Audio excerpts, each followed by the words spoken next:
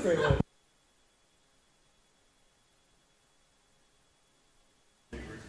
ladies and gentlemen out in Zoom, we're going to go live in about 1 minute.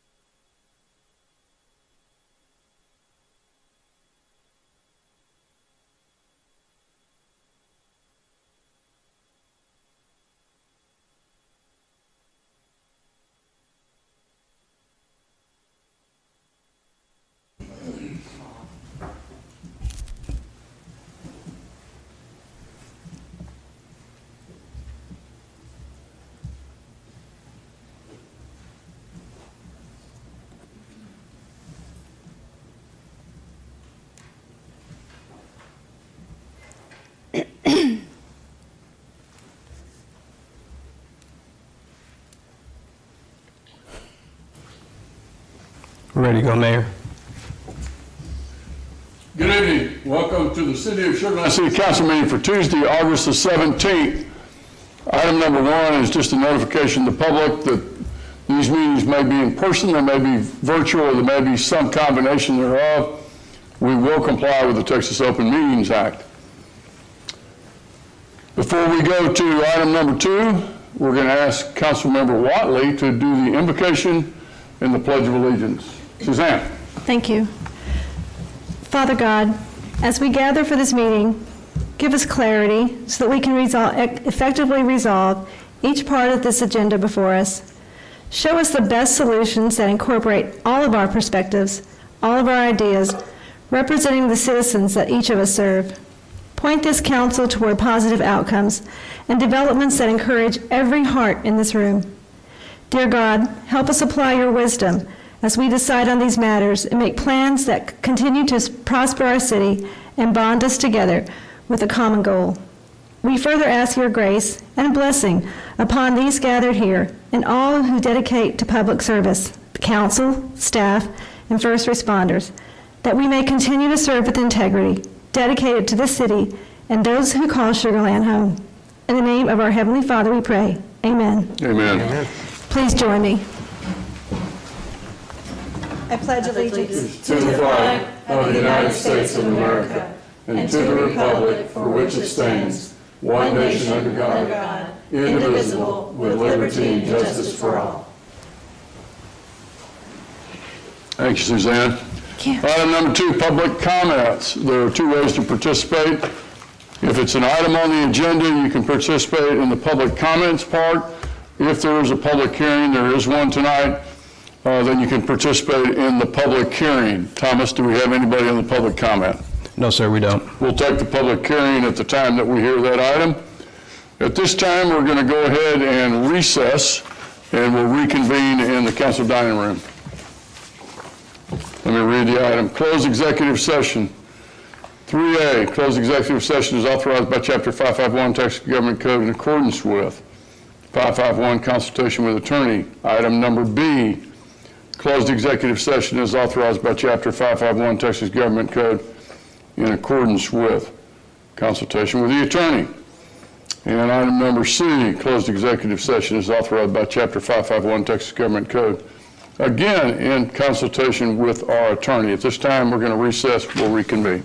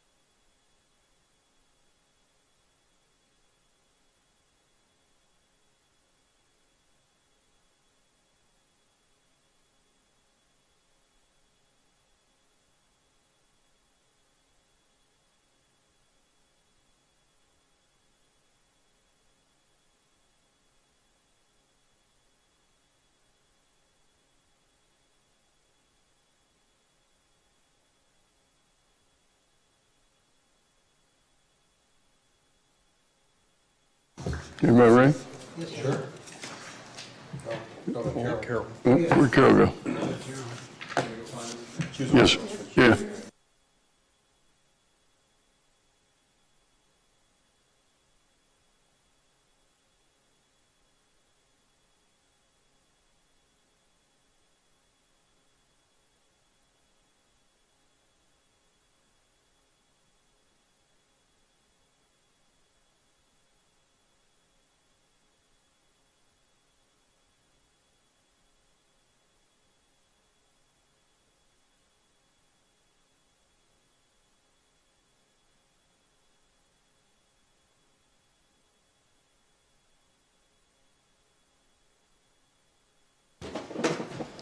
We're going to go ahead and reconvene City Council. Item number 3, or item number 4, consent agenda.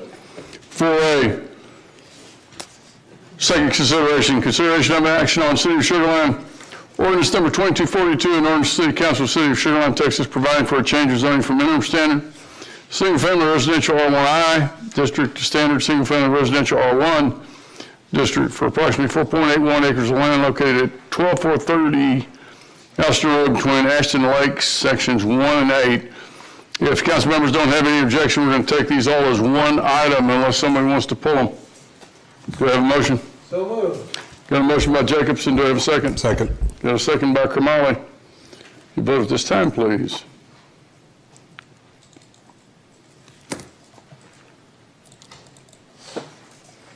And it's a 7-0 vote. Thank you, council members. Item number 5. We can't go there yet. Let's go to item number 6, contracts and agreements.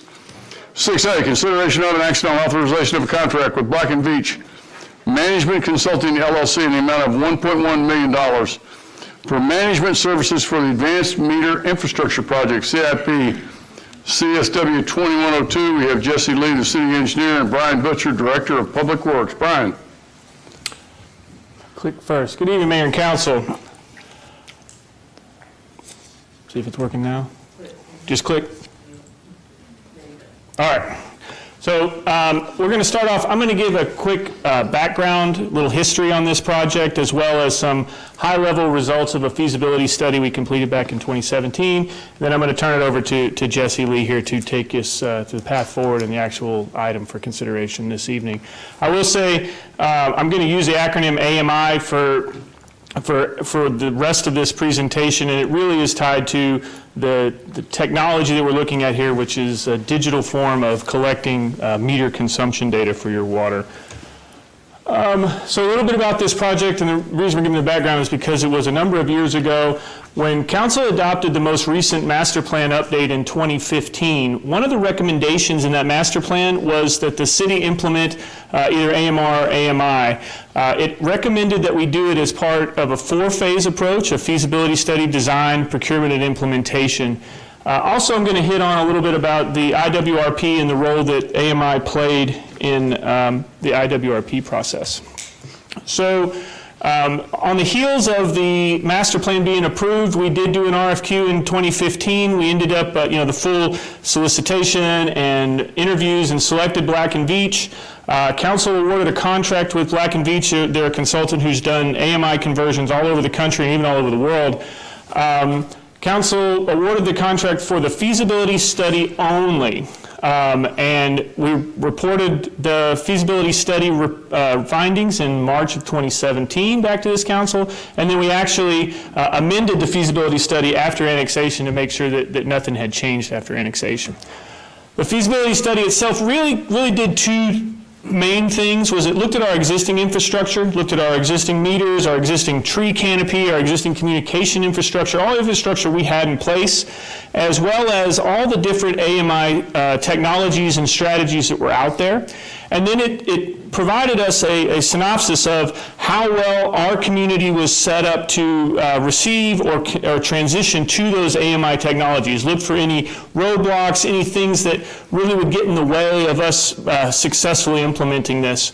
It provided us cost-benefit analysis as well as a roadmap for moving forward. The results of that study were very clear. We were a great candidate for a transition to AMI. All the other cities, almost all the other cities in the state our size have already transitioned or are in the process of transitioning. The roadmap recommended a 3-year implementation.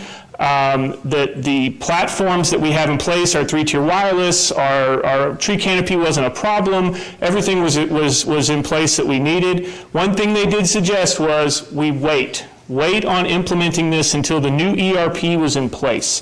The new ERP is our system, our billing system for water is one of the things that's in there. Just went live this last week with that portion of the ERP, and they said, do not do this ahead of the ERP because you'll be redoing it once you get your new ERP. So wait, that's the reason it's been delayed for the last couple years.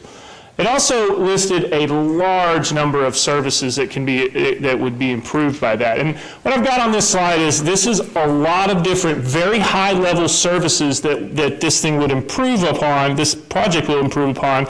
And really what I want to say, more important than the actual specific things on here, is the ones you see in red. While a lot of this project will improve our efficiency, our life cycle, the way we spend our money and how we manage our system, the ones you see up here in red are ones that will also have direct benefits to our residents, our customers. Our customers will see better services out of us through this process. We'll be able to turn things off remotely. We'll be able to monitor pressure, but we'll also be able to provide them with the data that they need, similar to the data you get on your electric bill now, to make decisions about consumption and maybe help drive some of your overall water use. So again, where we're at now is the master plan recommended that we pursue it. We did a feasibility study. The feasibility study said it's a really great idea for y'all as a city, but you should probably do it after the ERP. I also want to talk about how AMI tied to our integrated water resource plan. As y'all remember, we finalized the Integrated Water Resource Plan about 2 years ago, but it started back in 2015. It took a full-on council task force, 25 meetings. It took a citizen task force, 15 meetings. Everyone that was involved with this looked at AMI as one of the strategies. If you remember, we had our community vision over here. What do we want to be as a community? And we had a whole bunch of projects. And we said, how do we use these projects to best meet our community vision? Well, AMI was one of those projects. It had a seat at the table just like desal, just like surface water plant expansion. It was one of the projects that we looked at for meeting our community's goals, our community's objectives. And ultimately, AMI was one of the projects that was included in the portfolio that was recommended by the Citizen Task Force and the Council Task Force, and ultimately by the Council. So with that, I'll turn it over to Jesse here after this slide, but the master plan recommended this project. We did a feasibility study to make sure we as a community were ready for it. We chose to strategically place it on the heels of the ERP development, and now it's here tonight. We're ready to look for starting the next few phases. Good evening. Let's talk about path forward. You learned the project history, so let's look ahead. So what's ahead of us? How are we going to deliver this project? Start with AMI budget. It is a program. It's not just a simple CIP. You do your normal design, bid, construction, and you'll be done with it. This is a program that has both capital costs and also operation costs. So in FY21, we have a budget of $1.7 million for design and for all the planning purposes, and we budgeted approximately $9.6 million in FY22 for construction, implementation, and deployment for the next few phases. And we also have projected O&M costs associated with the program, so it's estimated about around $650,000 on annual basis. So the total program cost on capital side is approximately $11.35 million. I would like to emphasize that's currently an estimate. So after we select a vendor, the AMI vendor, we will have more accurate cost to present. And I would also like to add all the costs, including both capital and O&M, has been built in the utility rate model. So what the utility rates projected for next few years has taken into consideration of all those costs. So we do have a roadmap. Along the way, city have serious decisions to make. Those are, some of them are pretty big decisions and involve many people. And first of all, we're going to develop an implementation approach, and we need to identify core working group. And along this presentation, I'm going to touch base on pretty much each item in the next few slides. And we already selected AMI advisor. That's the presentation contract in front of you for you to consider tonight. And we need to develop a schedule, identify impacts, both internal and external, because this program will have profound impacts to how we operate our water utility and how we serve our customers. And we need to create a project criteria and to select the AMI vendor, to select the best AMI vendor to provide the city best value, including costs and the services as well. And we have to develop a customer communication plan. That's going to be very comprehensive. We do public outreach education. We need to ask our customer when we're going to be there to replace their meters, how long it's going to take to replace their meters, what information they are getting. Are they going to get, accurate billing, and are they going to worry about their, called personal information, how we protect their personal information, what data we're collecting through the meters. All those is a big effort for the public outreach, and that we're going to do through this project. And we also need to do the workforce management plan, because with this implementation, there's some shifting different responsibilities needs to carry by the existing staff, might need new staff. It depends on the decisions we make along the way. In terms of the CIP project, CSW 2102, we have multiple phases included in this contract. Phase 2 is basically design, phase 3 is the procurement, and phase 4 is the true implementation and deployment. So with that, because it's a big effort, is going to take 3 years to implement, we propose a project management team with Robert Venezuela, Rob as our executive sponsor. Rob is our executive director, so he's going to oversee this program. And under him, we have already formed the AMI steering committee, including engineering, public works, treasury, and our IT department. And we assigned 3 staff as a project manager. Is going to be co-managed by engineering and public works. So Brian Newton works in engineering department, and Katie Clayton, she's assistant utility director for public works, and Tim John is assistant city engineer working in engineering department. So those 3 staff will co-managing this program as a project manager. And we already selected Black Witch as our consulting team. And we're going to need support from legal, purchasing, and communications throughout the 3-year implementation process. And under each group, we also have we call subject experts, including metering utility workers, metering guys in the public works department. We need billing leads from treasury, and we're going to include technology lead in IT department. And once we select the AMI vendor, and we're going to work with the AMI vendor as well. So it's a big team effort. Along the way, we have to finish, there are several key tasks, facing us. And first, we need to start with technology evaluation. I understand in the feasibility study, we did technology evaluation, but before the implementation, we need to do the confirmation of our network capability. And we need to make a serious IT choices. This is related to how we operate a business model. For the IT component alone, we have choices to make. And the first model is own the operating model. That means we own everything and operate it ourselves. We're taking in everything by the IT department. That has definite staffing level impacts and the cost impacts as well. And second business model is we call software as a service model. That's more like a hybrid. Some we do in-house, some we do outsourcing. The third model is called management service model. That's outsourcing everything. So each model have a different staffing level impact that have different cost impacts to the program. And we need to figure out through this process, through this project.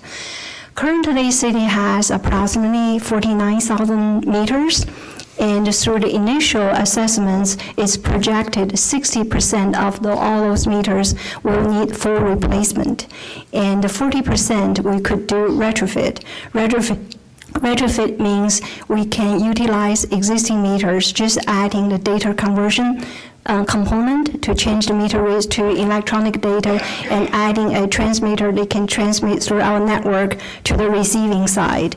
So about 40% of it we could reuse existing meters.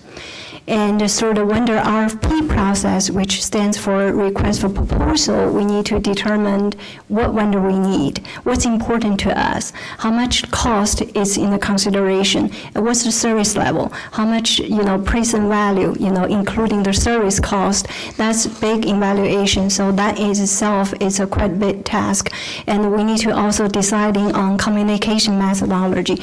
Are we going to do point-to-point, mesh-to-mesh, and also the metering data management itself. How long are we going to keep the data? What kind of statistical packages we want to get? How often we want to see the data? Are we going to see the data every hour or every 15 minutes or only a couple times a day? So those decisions, we need to flesh out throughout the project. And staffing review, based on the selected business model. And definitely not the least is the last but not the least, the public education outreach. We already touched base a little bit already. So let's move to the contract itself. This contract will cover 3 phases. Brian Butcher talked about phase 1. It's the feasibility study we completed a couple years ago by Blackridge. And this contract covers phase 2, phase 3, and phase 4. Phase 2 is the design in itself. We need to develop the procurement strategy and gather all the needs, identify the gaps we have on the technology side and the other side as well. And phase 3 is a true procurement. We need to create a solid request for proposal so we can select a vendor. They will help us to do the vendor bid evaluation recommendations, based on their expertise. So we not only select a vendor that is the cheapest, but also it needs to provide the best value long-term, reliable. The vendor also needs to have financial stability. They are going to do that analysis as well, because we don't want to contract with somebody only be there in business for a couple years. We want to select long-lasting working relationship and have the financial capability to provide services to us for the years to come. And they are going to provide contract supporting as well. Phase 4 is definitely the major piece, is the implementation and deployment itself. And this phase will cover 2 years of time, including the master planning, how we're going to approach, where we start, and system integration, and training for our employees, also for our customers.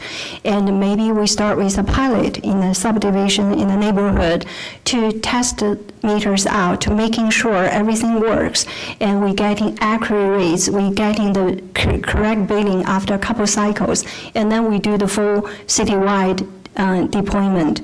So those are the services our consultant will be providing to us.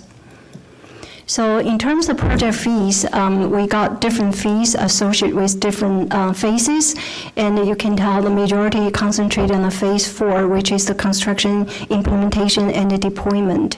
So the total cost is $1.1 million.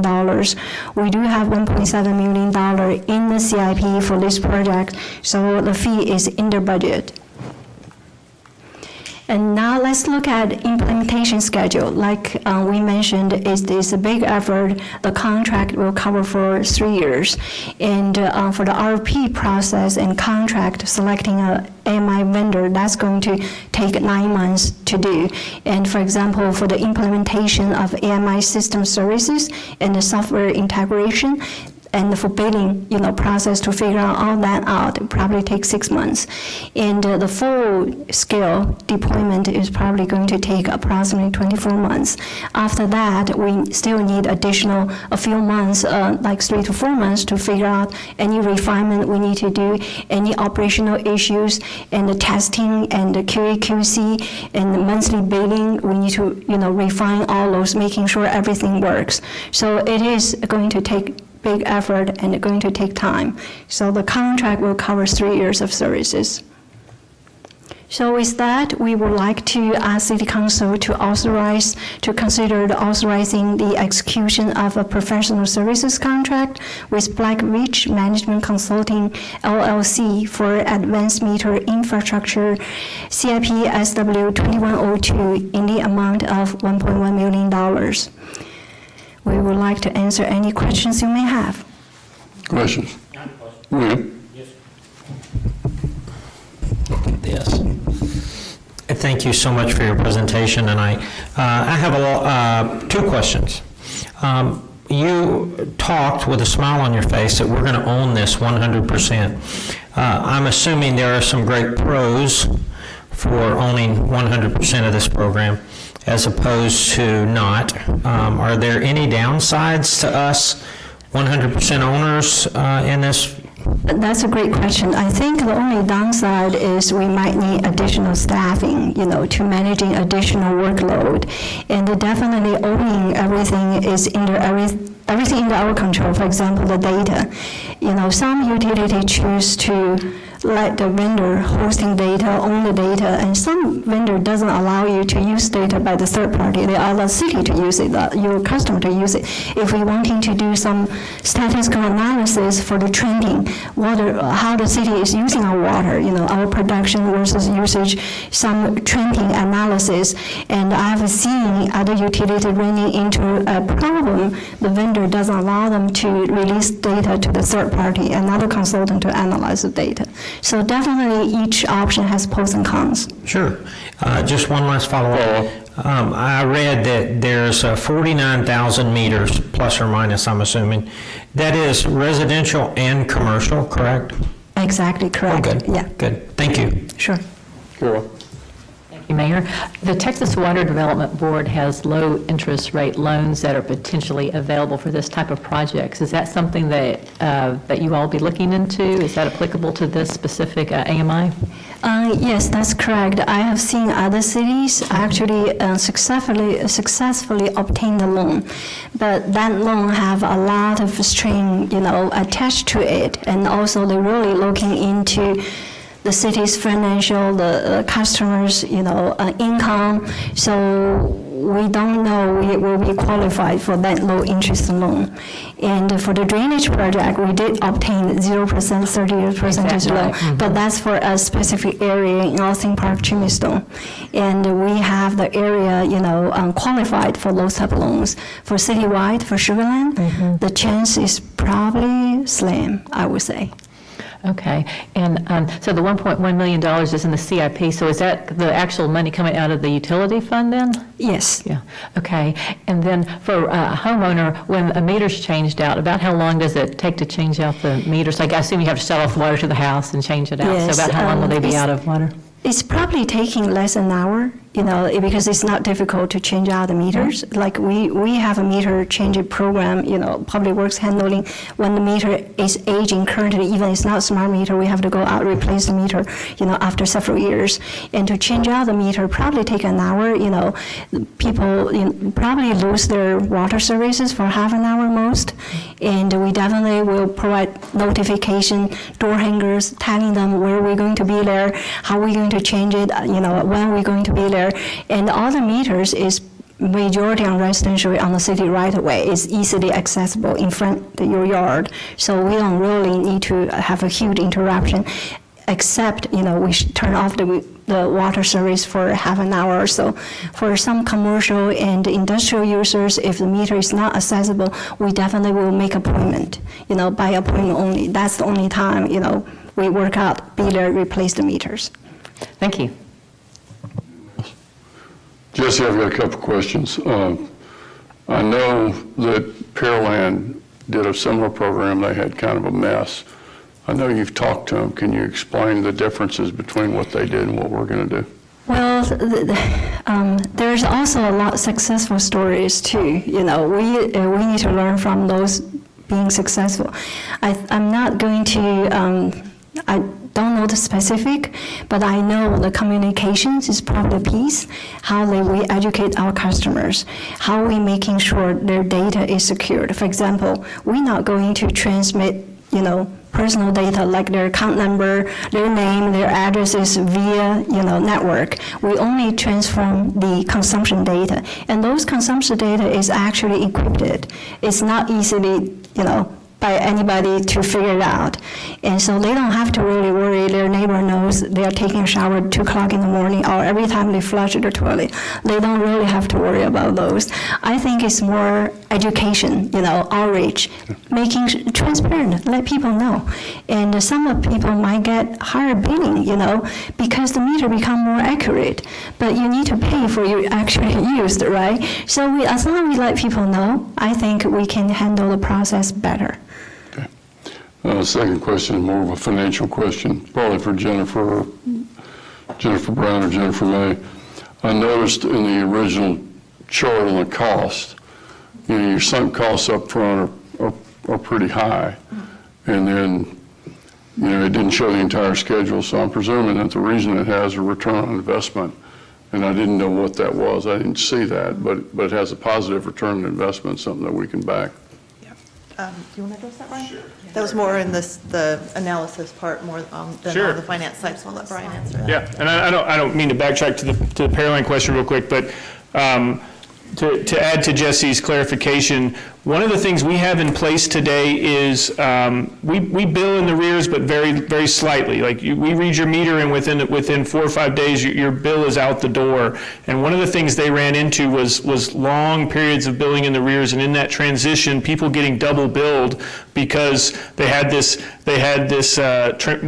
Once the transition happened, the bill came immediately after the read, and before they had been billing in the rears by 2 months, and so they ran into this big problem with people getting double billed. We're already in a position where we won't run into that. Okay. So your question specifically was about the ROI and how the ROI was calculated and how's it cash flow? What is the ROI? So the ROI is, obviously there's a portion of the ROI that is the contract today that we use for meter reading that goes away, but there's a big part of the ROI that lives in water savings, being able to identify water loss, more accurate meter reading, and they have calculations for, we pull about 5,000 meters a year, and we bench test over 100 of those, and we get very good data about how much meter inaccuracy lives out there. This will give us the opportunity to trend consumption and identify that and lose meter inaccuracies much quicker, and that lives in the cash flow of the ROI, and that's where the return really comes from. Yeah, so it's in the water loss calculation and the water loss that we expect. Primarily. Again, there's a portion that's operational, but the majority of it lives in the water loss data. Yes, sir. Okay. Mayor, may I follow up with one? Sure, go ahead. Sorry about that. It's more of a technical question. The winter storm really highlighted, especially in Greatwood, I know for Pacific, we had a lot of water breaks in the homes. And so this device or this meter, is it a manual shutoff or just electronic shutoff? So the vast majority of the technologies out there allow you to do remote shutoffs. I don't want to tell you that we've selected a technology that will for sure provide remote shutoffs, but our intent is to. But again, that will be part of the next few phases when we're looking at the different technologies. That specific technology has not, so I can't guarantee that at this point in time, but yes, the vast majority of AMI technologies allow remote turn-on. I just remember how many people were running to shut off their water during the winter storm. Yeah, and you can think of it like your gas or electric. Those are all AMI systems that do remote turn-on and turn-offs now. Okay, thank you. That's a great question. Yeah, we're definitely taking that into consideration in our evaluation. Yeah. Thank you, Jesse. Anyone else? Carol? So will there still be a manual shut-off? Oh, of course, yes. That's about isolation. Yes, ma'am, we will still have that. Anyone else? Do we have a motion? Motion to approve. Got a motion by Lane, do I have a second? Second. Your votes this time, please.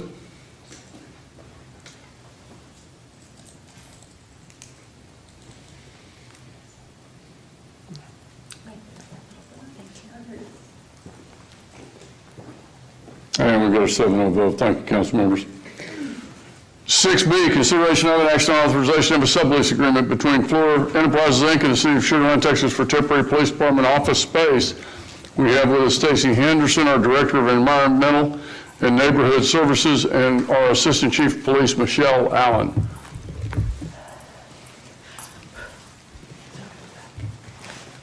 Good evening, Mayor and City Council.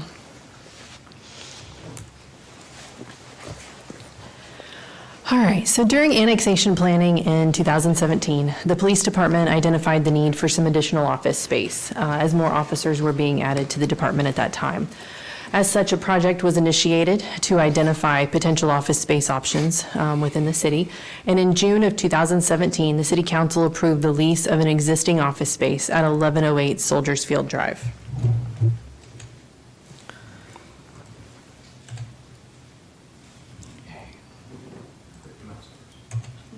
There we go. So that office space is located behind the police department. It is approximately 1,589 square feet at a monthly rate of $2,629, which is about $31,500 a year and about $1,985 per square foot. This space does provide office space for staff members within the training unit and the impact team. The existing lease space and the police department building do not currently meet the department's training needs. Off-site locations must be utilized, and the training size is often limited due to space restrictions. And with the phased design and implementation of the public safety training facility, staff has identified an alternative location to house these staff members and conduct some police training.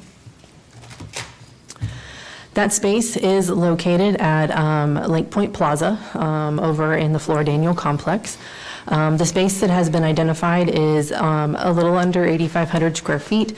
It includes some shared common areas. It would allow the consolidation of activities within the existing lease space, and then also provide additional space for training and recruitment activities, as well as access to their auditorium for larger scale events like graduations and promotions. Just as reference, on the left side of the screen is the police department along Highway 6, and then the Lake Point Plaza off of Flora Daniel Drive. The key lease provisions for this space over at Lake Point Plaza is a monthly rate of $12,744. That's about almost $153,000 a year, and it's about $18 a square foot. The lease would begin on the latest date signed by both parties, and it would expire September 30th of 2022. It would include 4 additional one-year renewal options, and the renewal rate for the first renewal period would remain the same, and then the renewal rate for subsequent rental periods would be 95% of the then market rental rate. Custodial and utilities would be included in that lease rate. There are adequate parking spaces provided. Minimal build-out is required. It does provide them, as I mentioned, access to those common areas, including the auditorium.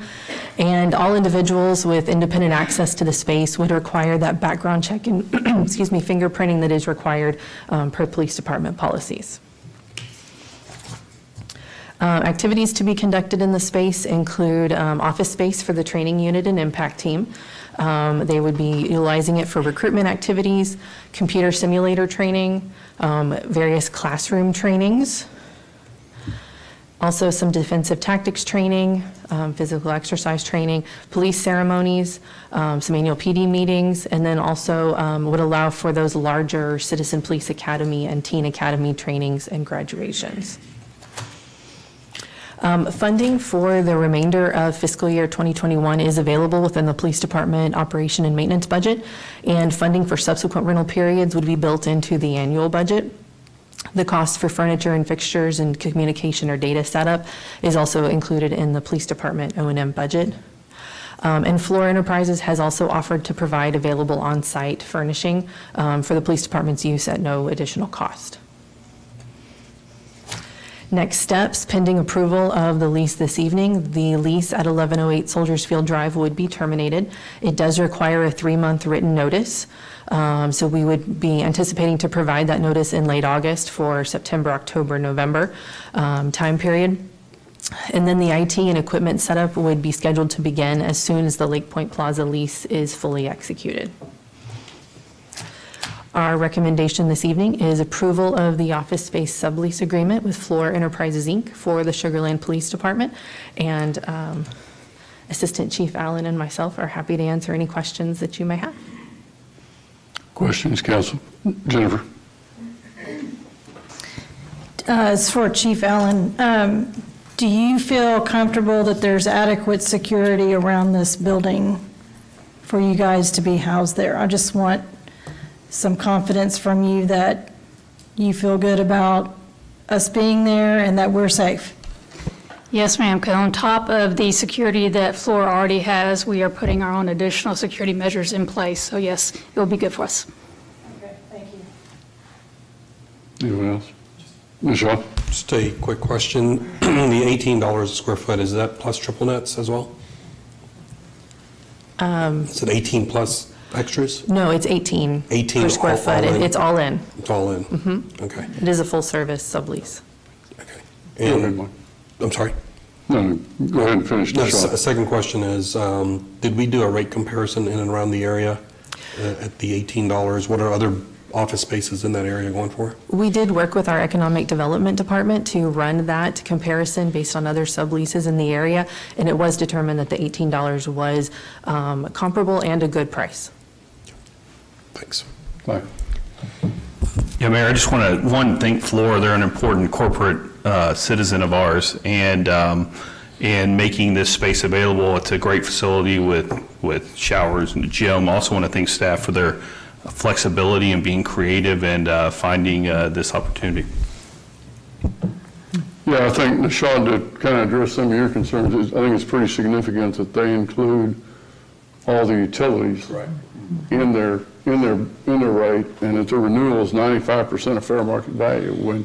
So when you got, on the triple net, when you're not paying taxes, you're not paying for the common space, and you're paying that.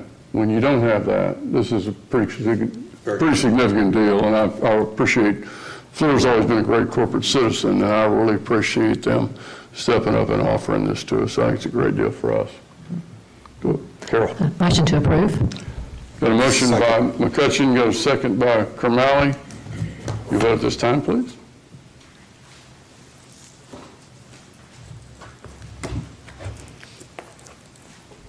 And it passes 7-0. Thanks, Stacy. Michelle.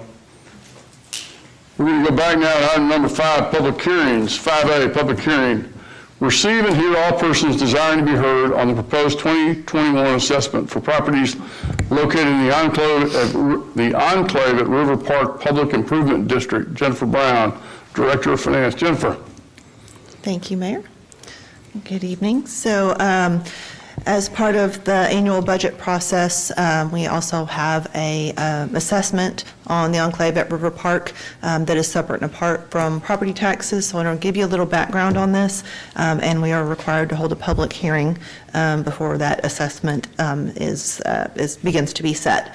So the Enclave at River Park neighborhood was developed just outside of the River Park neighborhood. Is a fairly small tract of land, about 55 acres.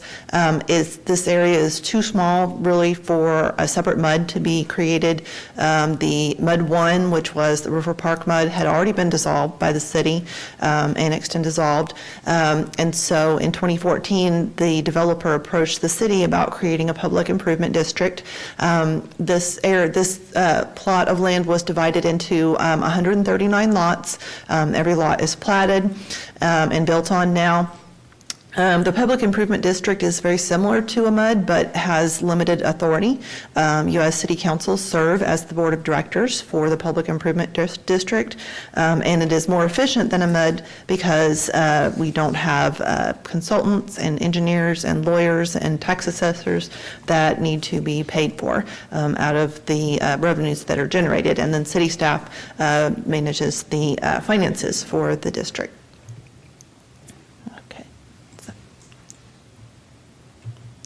Right, it's not going. There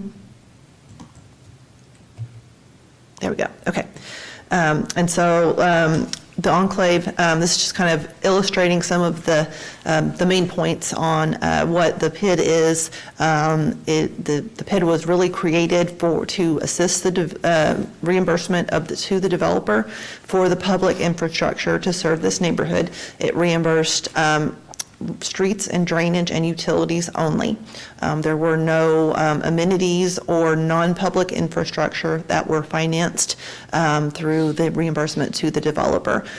So it's not for anything new. It's not for anything related to the HOA or maintaining existing facilities. All the buyers of properties within this development are required to be, by law, to be notified of the existence of the PID. They have to sign a document at closing.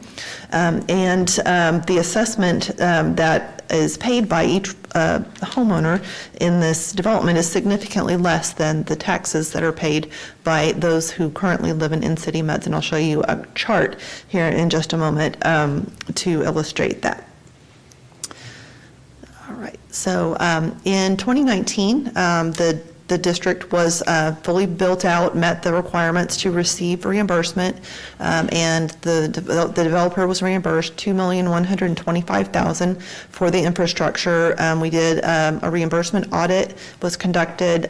We reviewed all of the invoices and verified all the payments.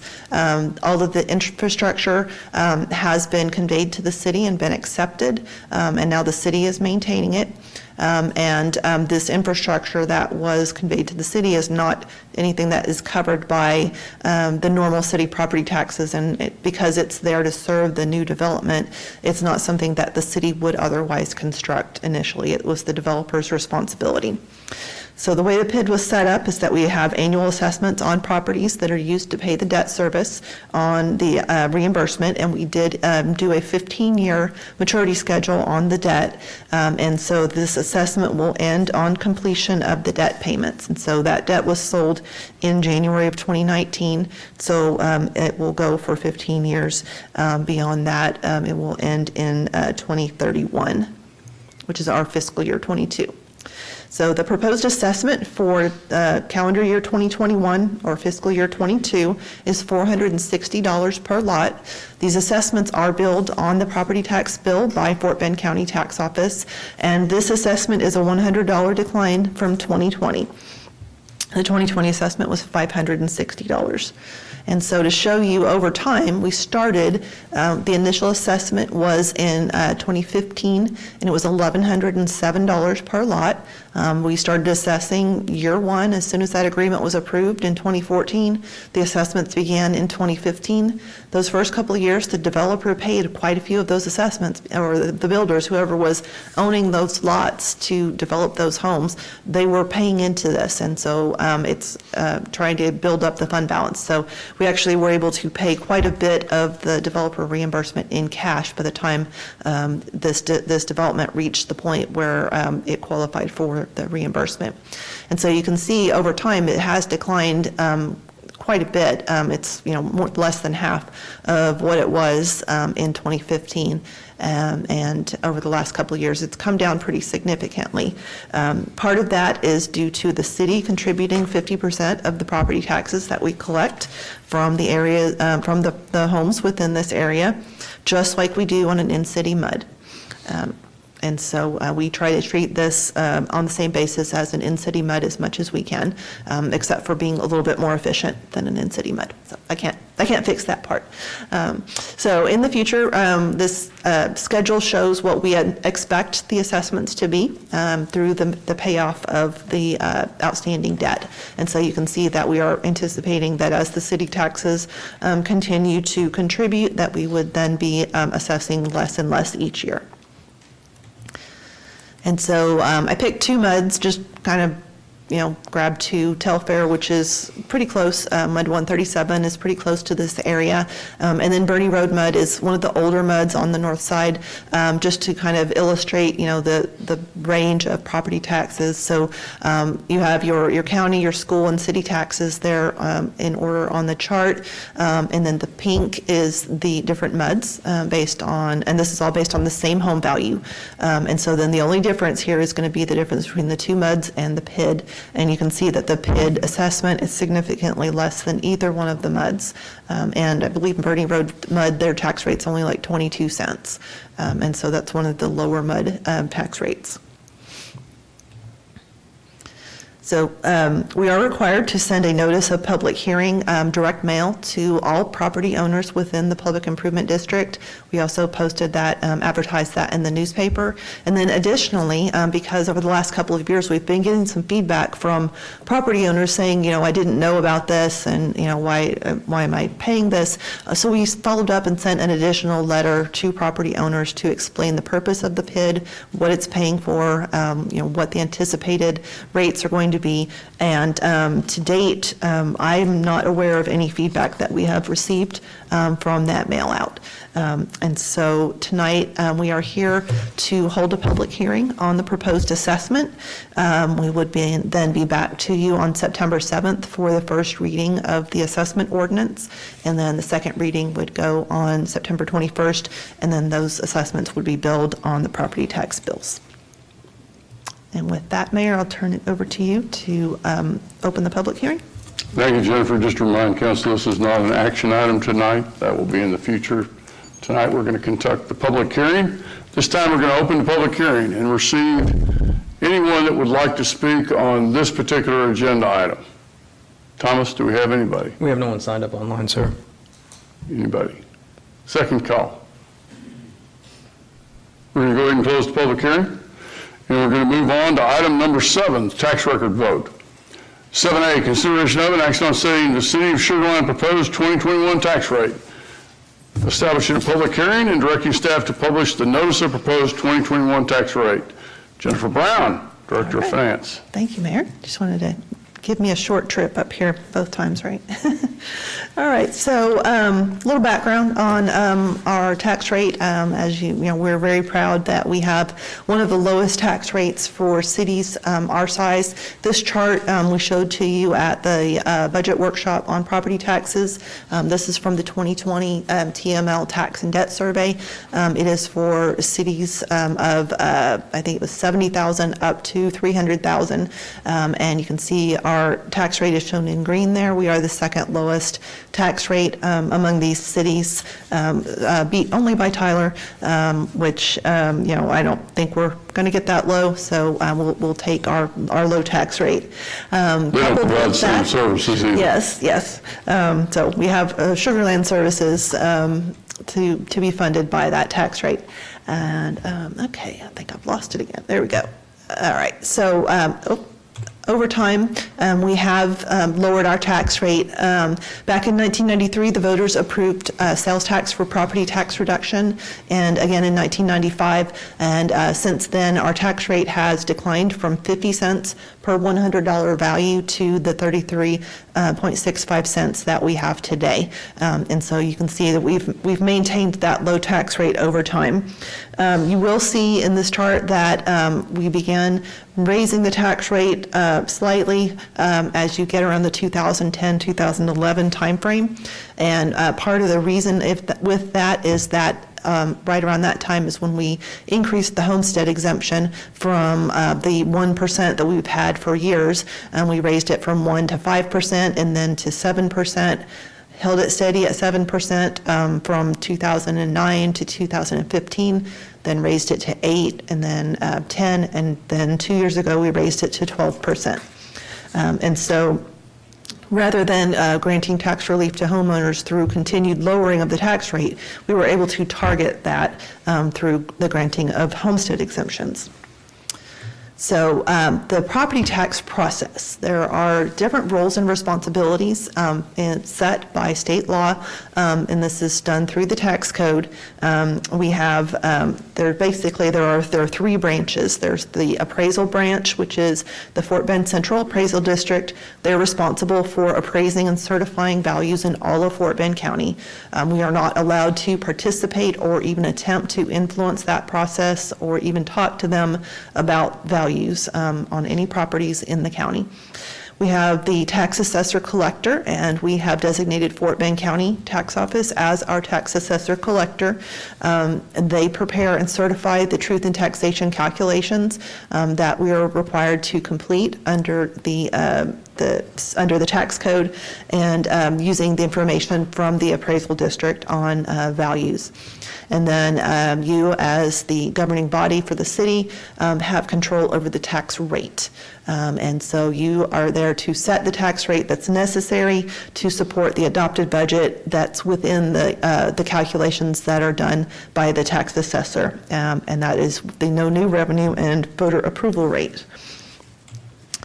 The tax code then further dictates the terminology, calculations, deadlines, and processes that we have to follow in setting the local property tax rates. And so we have two terms that we use. The no new revenue rate is the rate that generates the same revenue as last year on properties that were taxed in both years. So basically it excludes new value from that calculation. And then the voter approval rate is a rate that allows for a 3.5% increase in the maintenance and operations tax revenue only over the no new revenue tax rate.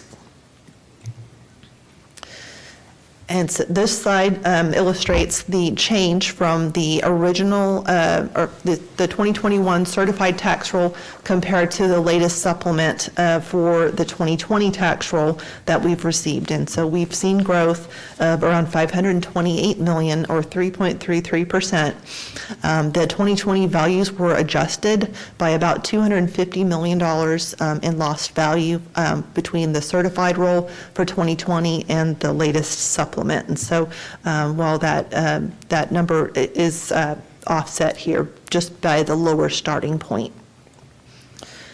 The recommended tax rate for 2021, which will fund the fiscal year 22 budget and CIP, is 34.65 cents.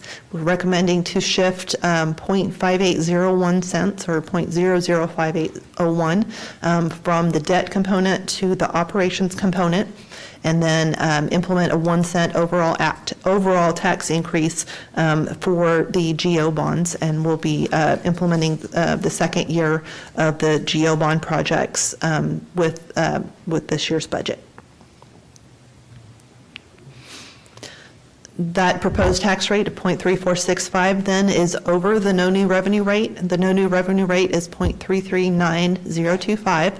It is 2.2% over the no new revenue rate. And so you'll hear whenever we have to do the motion on proposing setting the tax rate, there will have to be a statement that says, I move that we raise taxes by 2.2%. That's where that comes from. So that's the percentage that it's coming over the no new revenue rate. The voter approval rate is, I've got two pieces listed here. One is just the flat 3.5% increase, which is the 0.353584. And then we have some unused increment from the 2020 voter approval rate that actually gives what we'll publish as the voter approval rate of 0.355394. And these are based on the calculations that we received last Thursday, or last Wednesday actually, from the tax assessor collector. And so the calculation of the maintenance and operations, no new revenue and voter approval rates, our no new revenue maintenance and operations rate is 0.205401, and then the voter approval rate is 0.215935, and we are proposing 0.208851. So that is a 1.68% difference, and you'll see that in some of the notices that we have to publish. We have to put a statement on the website stating that we're raising the maintenance and operations taxes by 1.68%. So what does this mean to the average residential tax bill? Our average residential value went from $378,915 to $384,471. So it's around a 1.47% increase, offset by the 12% homestead exemption and the 1 cent increase to the tax bill. It nets out to a $50 increase in the annual tax bill for the average home, or 4.48%. So it's a little bit more than $4 a month. Increase to the tax bill.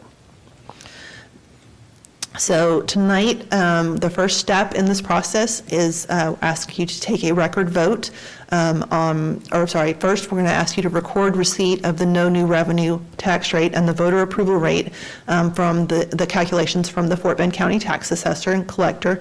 We were not able to do that in the previous meeting because we hadn't received those in time to put that on the agenda.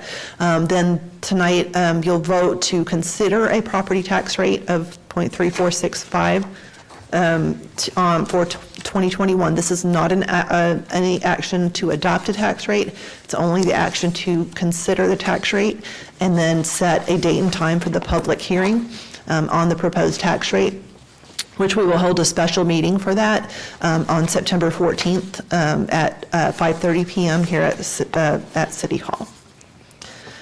Next steps after tonight, after we have the results of the record vote, that will go into the notice of the proposed tax rate and get published in the newspaper on August 25th. And then we will have our public hearing on September 14th. And then on September 21st, after the budget is adopted, because you can only adopt a tax rate in consistent with the budget, then we would have you vote to actually adopt the tax rate on September 21st. So I would be happy to answer any questions. Questions?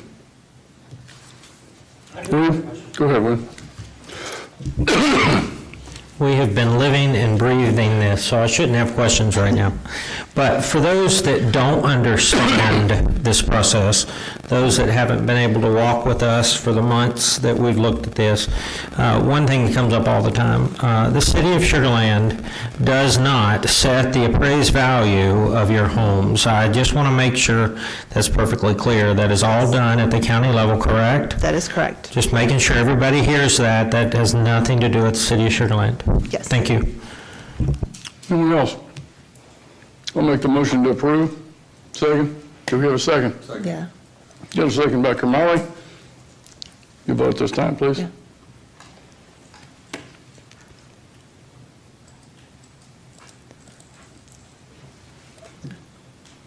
And it passes unanimously, 7-0. Thank you, council members. Item number 8, City Council City Manager Reports. 8A, Councilmember Report. Stuart, let's start with you. Thank you, Mayor.